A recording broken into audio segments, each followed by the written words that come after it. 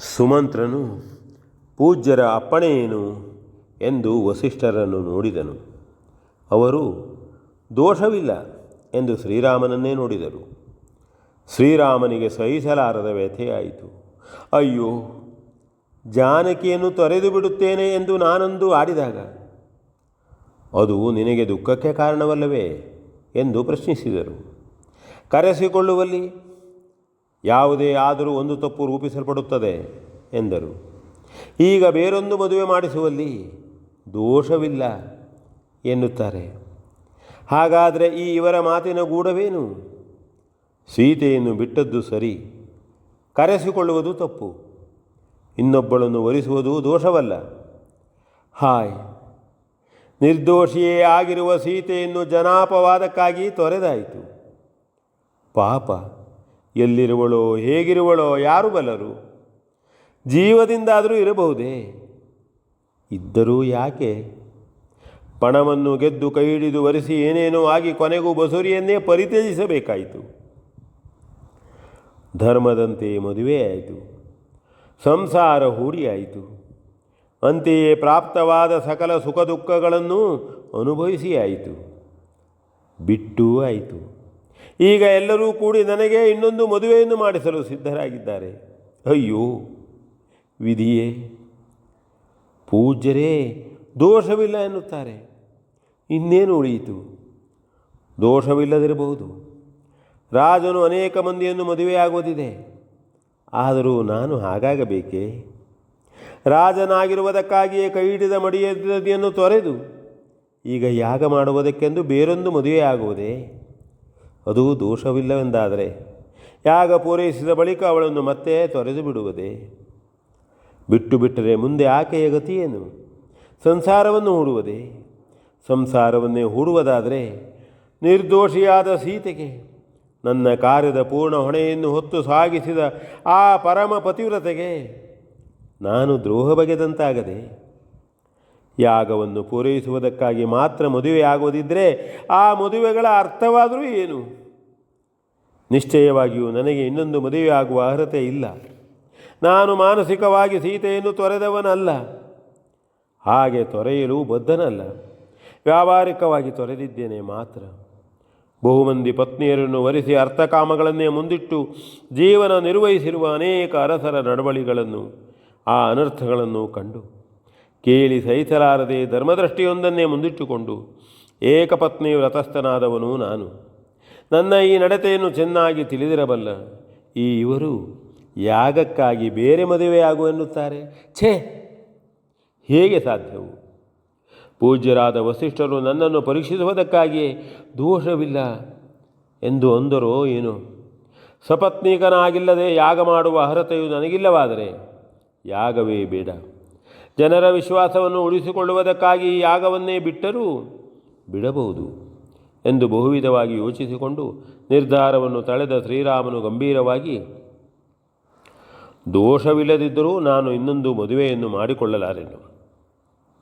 ಅಶ್ವಮೇಧವು ಧರ್ಮಕಾರ್ಯವೆಂದೇ ಪರಿಗಣಿಸಲ್ಪಟ್ಟರೂ ಅದು ಇಷ್ಟಾರ್ಥಪ್ರದವೇ ಆಗಿರುವುದರಿಂದ ಅರ್ಥಭೂಯಿಷ್ಠವಾಗಿಯೇ ಕೈಗೊಳ್ಳಲ್ಪಡುವುದಾಗಿದೆ. ಏಕಪತ್ನಿ ವ್ರತಸ್ಥನಾದ ನಾನು ಅದು ಧರ್ಮವೆಂದೇ ಈ ಮೊದಲು ಅದನ್ನು ಕೈಗೊಂಡಿರುವೆನು. ಅಂತೆಯೇ ಸೀತೆಯನ್ನು ನಾನು ಪರಿತ್ಯಜಿಸಿಬಿಟ್ಟಿದ್ದರೂ ಅವಳನ್ನು ಧರ್ಮಯುಕ್ತವಾಗಿಯೇ ಮದುವೆಯಾಗಿದ್ದೆನು. ಆದುದರಿಂದ ಧರ್ಮವನ್ನು ಉಳಿದು ಅರ್ಥಕಾಮಗಳಿಗಾಗಿ ಇನ್ನೊಂದು ಮದುವೆಯನ್ನು ಮಾಡಿಕೊಳ್ಳಲು ಸರ್ವಥಾ ನಾನು ಅರ್ಹನಲ್ಲ.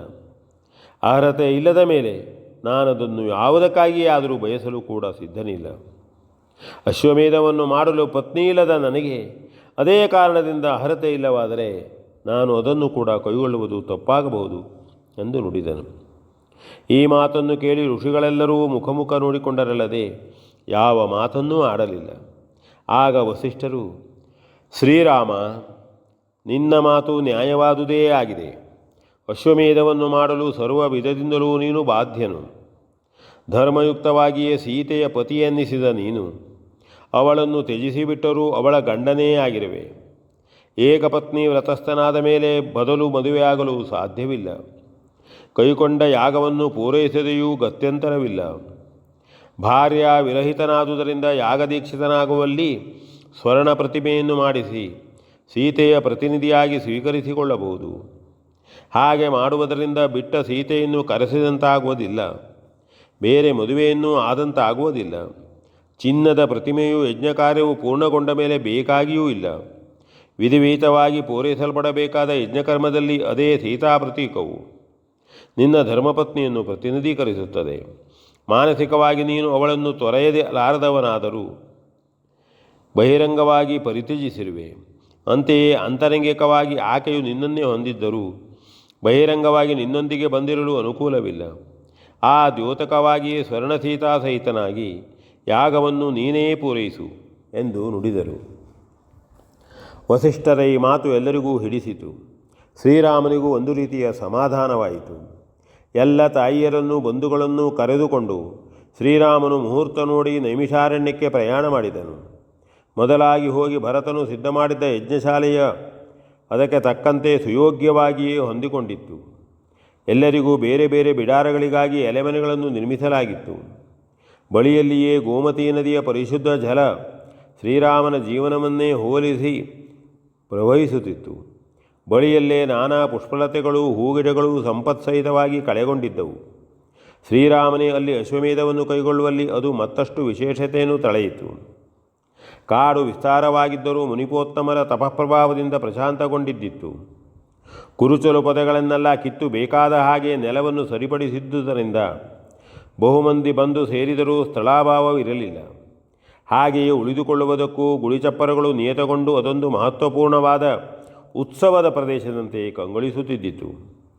ತಂಪಾದ ಗಾಳಿ, ಶುದ್ಧವಾದ ನೀರು, ಸ್ವಚ್ಛವಾದ ಸ್ಥಳ, ವಿಶಾಲವಾದ ಪ್ರದೇಶ, ಹೀಗೆ ಪ್ರಾಕೃತಿಕವಾಗಿ ಅದು ಮನೋಹರವಾಗಿದ್ದಿತು.